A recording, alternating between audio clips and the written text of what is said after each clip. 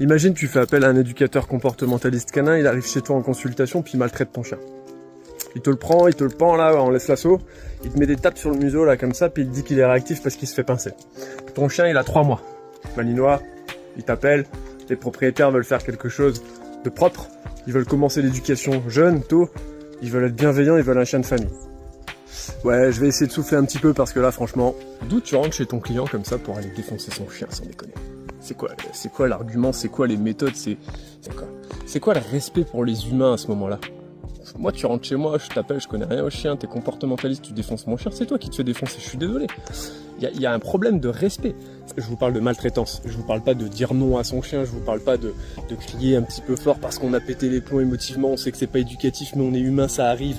Je vous parle de réelle maltraitance, je vous parle de taper sur le chien, de mettre des coups de museau, de le suspendre en laisse l'assaut, d'utiliser un collier étrangleur, torcatus, un martinet, des coups de jus, ce que vous voulez.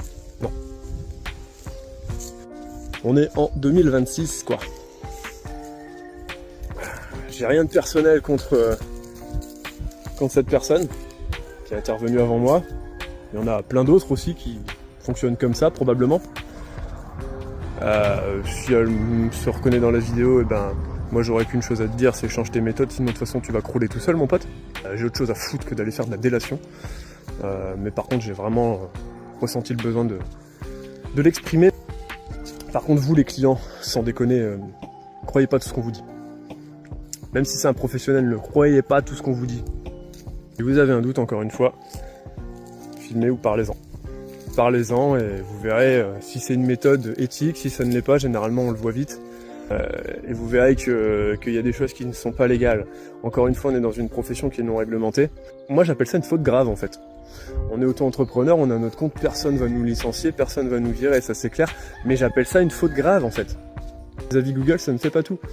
Moi ce que je conseille, c'est d'appeler, de faire une première prise de contact, de voir ce que la personne vous demande, vous pose comme question. Si on dit votre chien est dominant, votre chien est soumis, il faut le mater, il faut être le chef de meute, il faut prendre le dessus sur lui, il faut lui faire peur, la fameuse canette là de notre cher ancien confrère qui a pris sa retraite anticipée, voilà, ce genre de choses, on oublie. On est vraiment dans la compréhension du chien en mettant un cadre concret, cohérent et un cadre bienveillant et éthique.